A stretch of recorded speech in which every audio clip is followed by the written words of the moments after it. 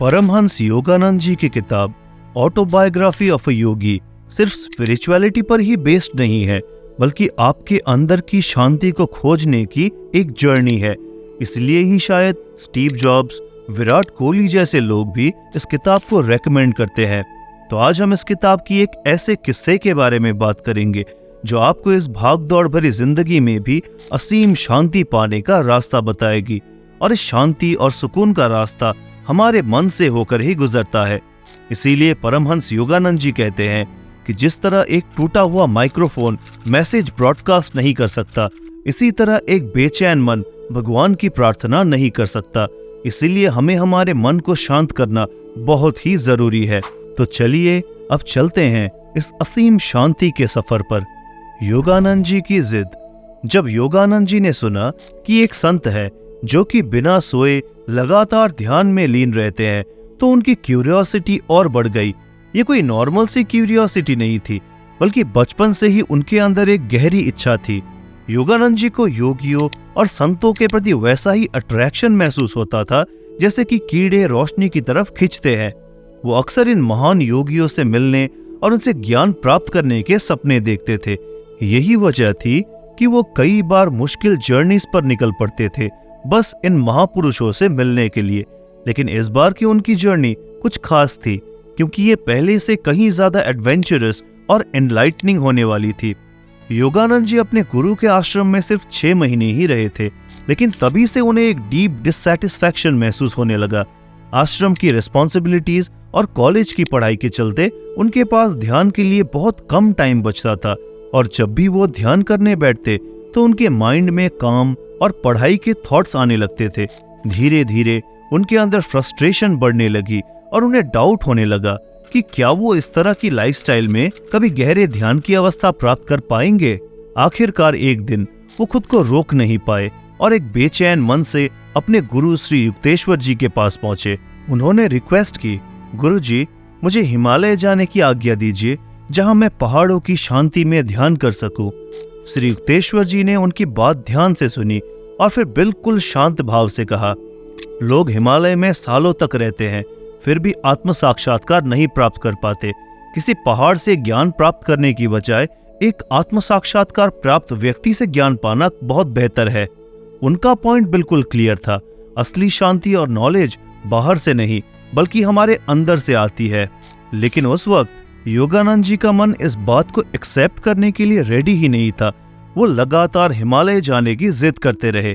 आखिरकार बार बार की रिक्वेस्ट के बाद जब श्री युक्तेश्वर जी बिल्कुल चुपचाप और मौन हो गए, तो योगानंद जी ने इसे ही अप्रूवल समझ लिया और अपनी जर्नी की तैयारी शुरू कर दी।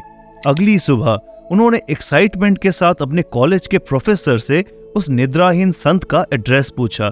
संत का एड्रेस पाकर योगानंद जी ने पहले तारकेश्वर और फिर रणबाजपुर गांव जाने का डिसीजन लिया, जहां उन्हें वो इनर पीस मिलने की उम्मीद थी जिसकी वो हमेशा से तलाश कर रहे थे। ये यात्रा उनके जीवन का एक और महत्वपूर्ण चैप्टर बनने वाली थी, जो उन्हें और अधिक नॉलेज और पीस की ओर ले जाएगी। मंदिर में हुई गलती और उसकी सजा। जब योगानंद जी तारकेश्वर पहुंचे तो वो उस प्रसिद्ध मंदिर में जाने के लिए बहुत एक्साइटेड थे, जहां हर साल कई तीर्थयात्री आते थे। लेकिन जब वो उस पवित्र मूर्ति के सामने खड़े हुए तो उनके मन में अचानक वैराग्य के थॉट्स आने लगे। उन्होंने सोचा, ईश्वर को तो असल में अपने अंदर ढूंढना चाहिए, बाहर नहीं।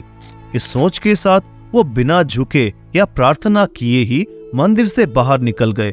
योगानंद जी कहते हैं, मंदिर को पीछे छोड़ते हुए मैं रणबाजपुर गांव की ओर चल पड़ा, बिल्कुल अनजान कि मेरे इस घमंड के कारण आगे क्या होने वाला है। रास्ते में एक पेड़ के नीचे बैठे एक आदमी से योगानंद जी ने डायरेक्शंस पूछे। उसने थोड़ी देर सोचकर कहा, आगे एक चौराहा आएगा, वहां से बाएं मुड़ जाना और फिर स्ट्रेट चलते रहना। योगानंद जी ने उसकी बात मानी और उस डायरेक्शन पर चल पड़े।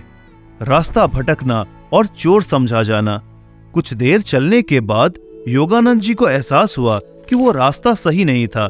चारों तरफ सिर्फ अंधेरा ही अंधेरा था, कोई गांव नजर नहीं आ रहा था।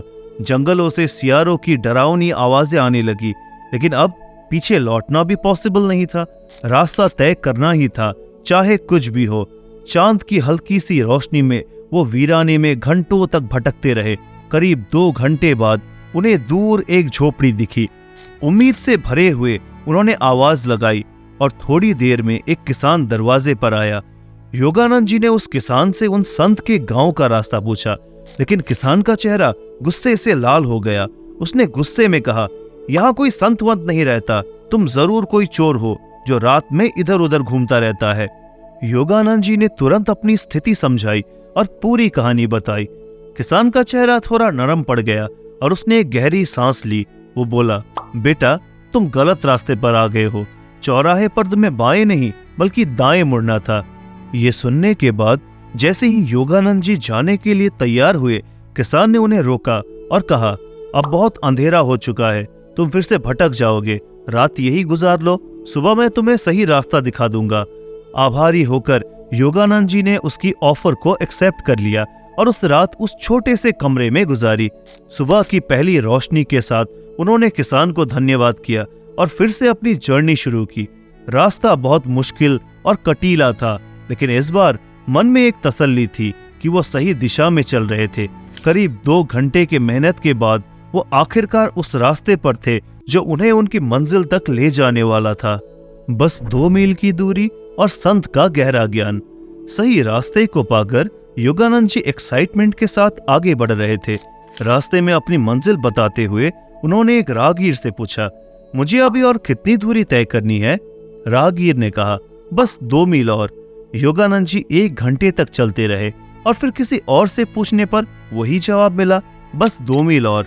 ये सिलसिला पूरे 6 घंटे तक चलता रहा। उनका शरीर बुरी तरह थक चुका था और ऐसा लग रहा था जैसे कि ये बस 2 मील और खत्म ही नहीं होने वाला है। थकान और निराशा से भरे हुए उन्होंने रुककर अपनी आंखें बंद की और संत से मन ही मन प्रार्थना किया कि वो उन्हें इस जर्नी को पूरा करने की स्ट्रेंथ दे।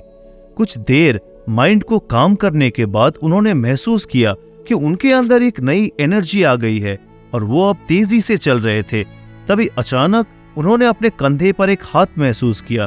चौंक कर उन्होंने पीछे देखा तो एक छोटा पतला आदमी खड़ा था जिसका रंग सांवला था और आंखों में अजीब सी चमक थी।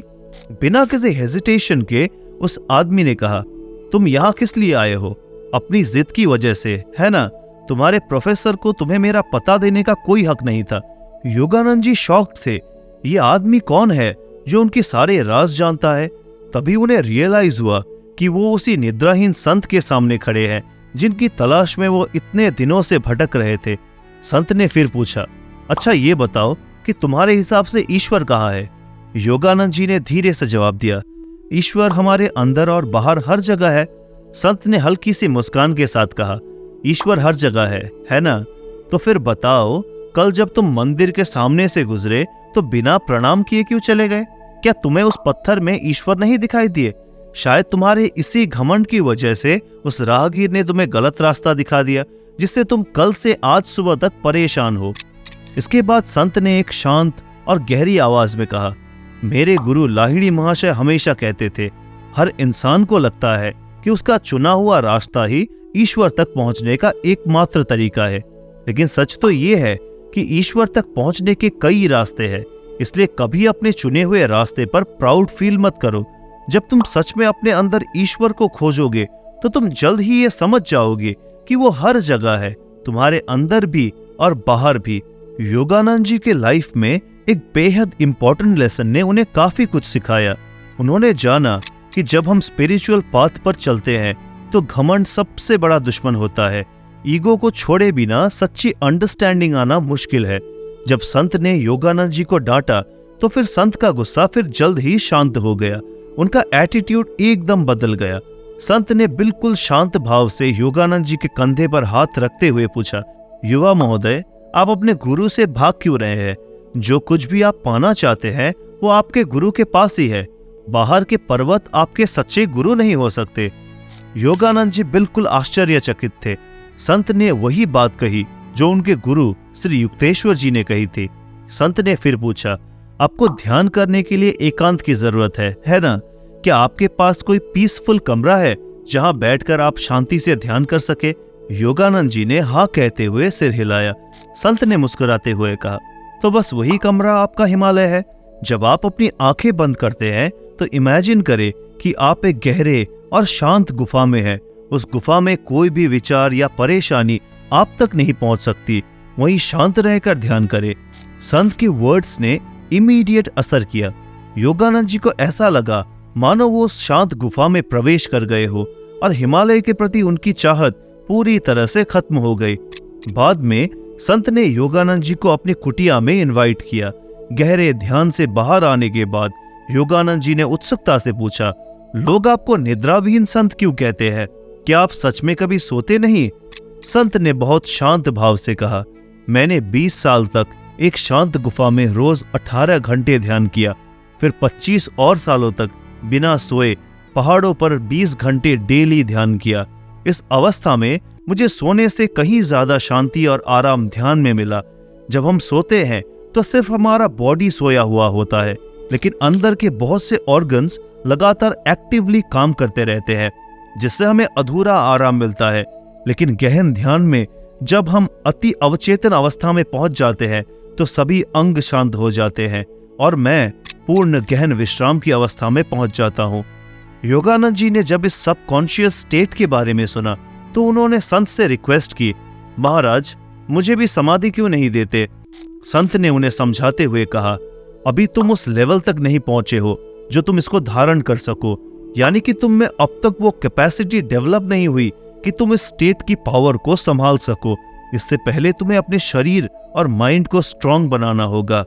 निद्राहीन संत ने शांत भाव से योगानंद जी की ओर देखा और कहा, तुम्हारी हेल्थ अच्छी है और भगवान के प्रति तुम्हारी डिवोशन प्रशंसा की योग्य है, लेकिन ये याद रखो कि जो तुम पाना चाहते हो वो तुम्हारे बाहर नहीं, इसके बजाय तुम्हें जो बनना है उस पर फोकस करो। हमें वही मिलता है जिसके लिए हम सच में रेडी होते हैं।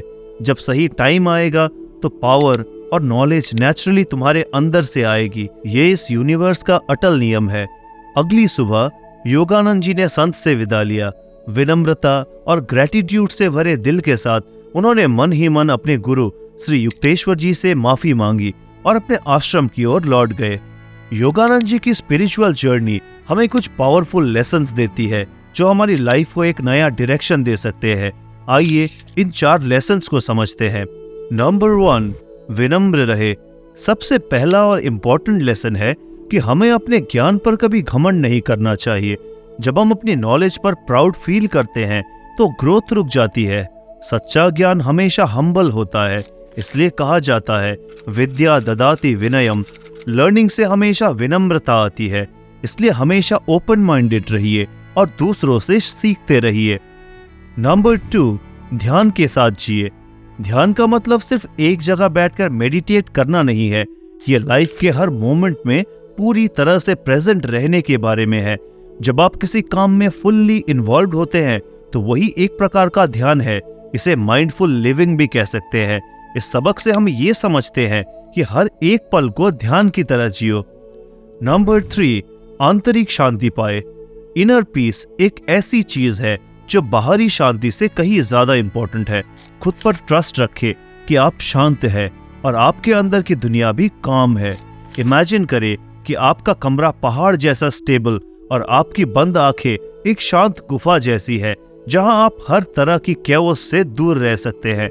यही असली शांति है। नंबर 4, योग्य बने फिर इच्छा करें। हमारी लाइफ में जो कुछ भी मिलता है वो हमारी इनर स्टेट का रिफ्लेक्शन होता है। इसलिए बाहरी चीजों के पीछे भागने के बजाय खुद को अपना बेस्ट वर्जन बनाने पर फोकस करें। यही सही तरीका है। हिमालय की तरह बनिए, मजबूत, शांत और अडिग। जब आप अपने भीतर की शक्ति को पहचानते हैं और उसे डेवलप करते हैं तो आपको ये सब कुछ मिलेगा जिसकी आपको जरूरत है। योगानंद जी की ये यात्रा हमें सिखाती है कि असली ग्रोथ बाहरी दुनिया में नहीं बल्कि हमारे भीतर ही होता है। तो दोस्तों, कैसी लगी आपको आज की ये वीडियो? हमें कमेंट सेक्शन में जरूर बताएं और अगर आपको पसंद आया हो तो इसे लाइक और शेयर जरूर करें। तो मिलते हैं अगली वीडियो में। धन्यवाद।